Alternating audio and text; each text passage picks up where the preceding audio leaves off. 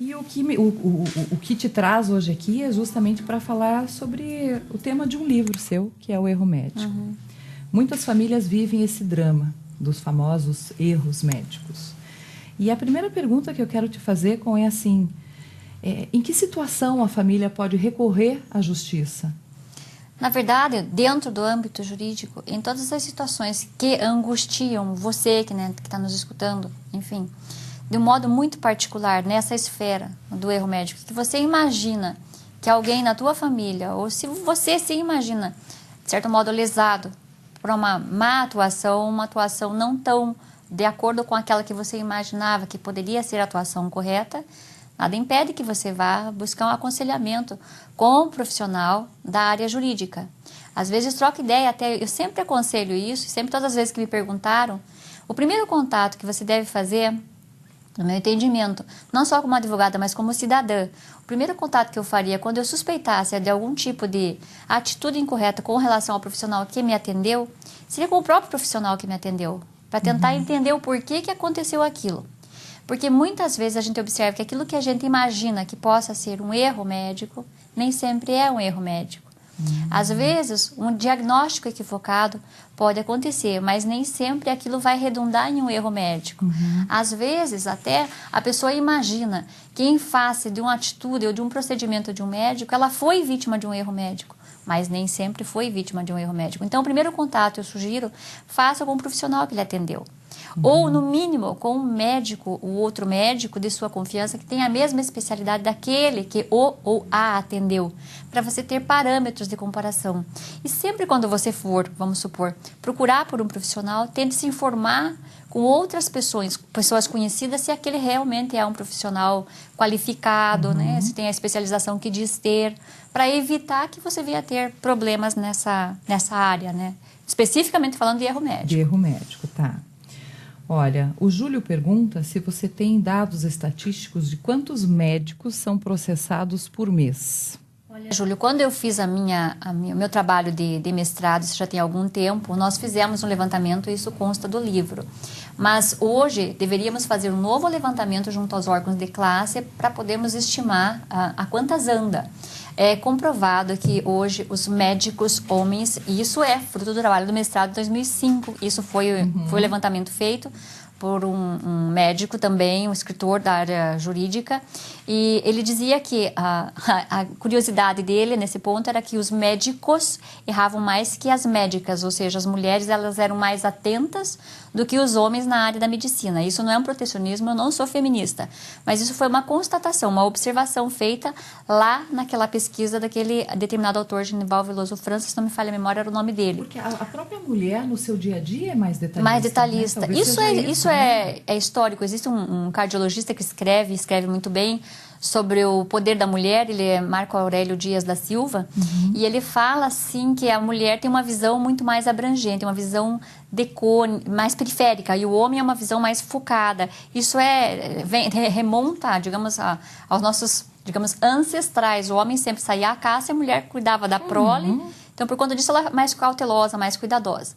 Então tem essa pesquisa que indica que a mulher falha menos que o homem na área da medicina. Mas hoje é um novo levantamento junto ao órgão de classe, enfim, poderia apurar esse percentual.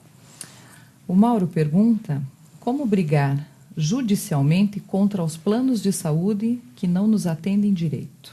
Veja bem. E aí é complicado, Mauro, eu concordo plenamente com você. Na realidade, esse é um problema que não é só local, esse é um problema do nosso Brasil todo. Você tem que tentar, de certo modo, vislumbrar melhor as cláusulas do plano que você está aderindo, ou daquele que você já tem, tomar cautela, porque hoje há até quem sustente que o plano de saúde já não é mais uma coisa tão convidativa.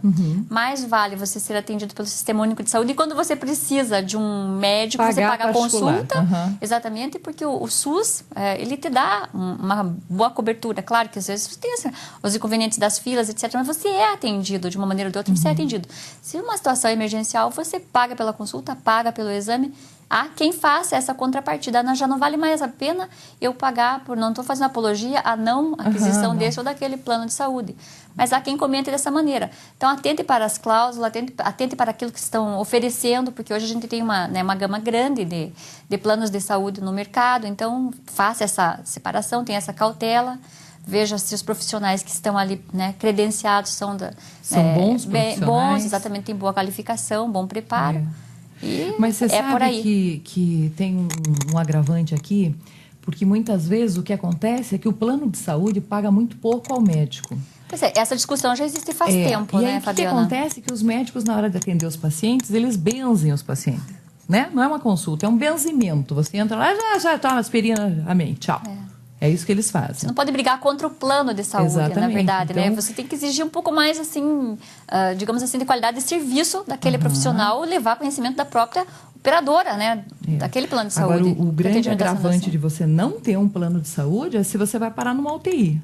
Aí o preço é exorbitante. Então, tem que ter um plano de saúde para um caso emergencial ou um caso de internamento, porque senão tá frito, vai-se tudo, né? Pois é, Fabiana.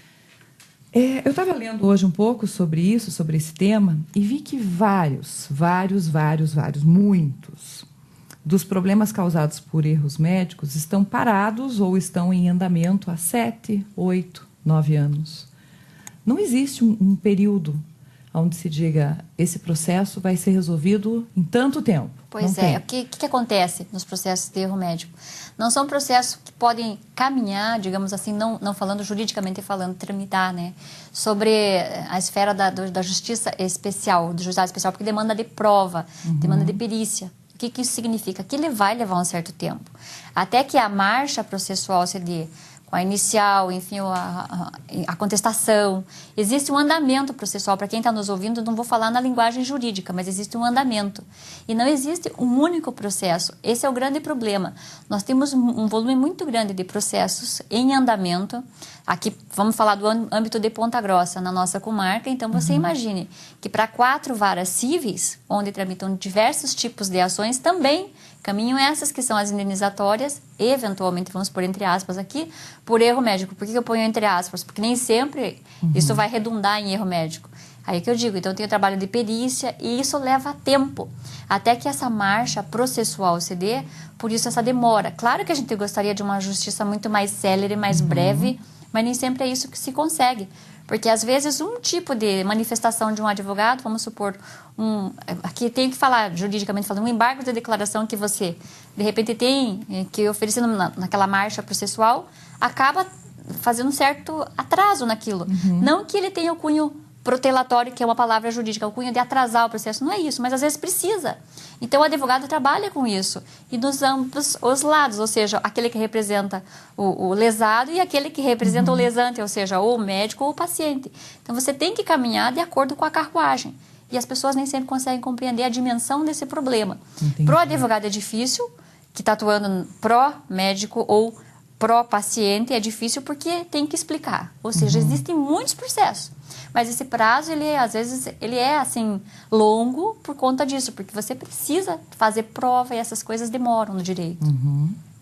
Olha só que interessante. Essa até colocou nome e sobrenome. A dona Elair, não vou falar o sobrenome, diz que o que interessa para ela não é a indenização, é fazer com que esse profissional não erre novamente. Muitos casos que já nos chegaram às mãos. Eu acredito que uma indenização não vai tirar a dor nem o sofrimento da família. Talvez ajude no tratamento que um erro médico venha...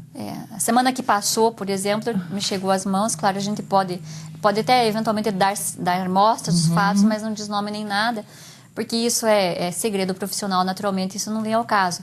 Mas existem circunstâncias da pessoa choram, né, na frente da gente e dizem, olha, eu não quero nada do que venha do aspecto econômico, mas isso não traz de volta a vida ou a saúde ou aquilo que foi perdido por conta de a pessoa entende ter sido uma má atuação.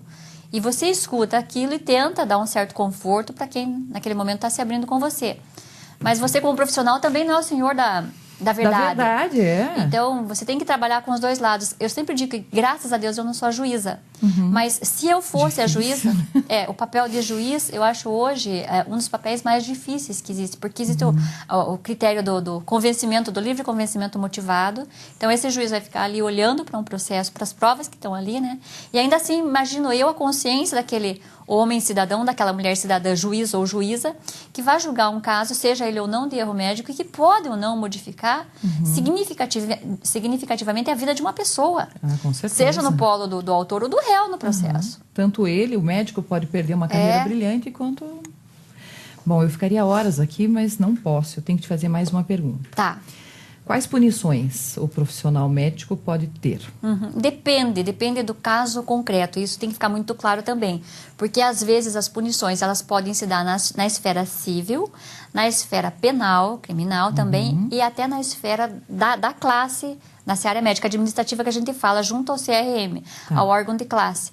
Isso vai ser graduado de acordo com a conclusão, aquilo que vier a ser o resultado do processo. Então, a depender do resultado do processo, a punição virá. Então, depende muito do caso concreto. Até, eventualmente, até a cassação da licença. Que já aconteceu. Então, vocês... Como você acredita que a justiça tarda, mas não falha? Eu acredito, Fabiana, porque eu já vi inúmeras coisas acontecendo durante a minha vida, não só do ponto de vista da seara médica, mas eu vejo assim que a justiça ela pode não se apresentar nesse determinado momento, mas um pouquinho adiante ela vai acontecer, já sim. Tenho conversado muito só com a compositora e nunca com a advogada, então hoje nós falamos mais sobre leis. Mas um beijo enorme, obrigado pela tua participação e muito sucesso para a dupla. Me avisa assim que o DVD estiver pronto. Um beijo para todos. Obrigada, viu?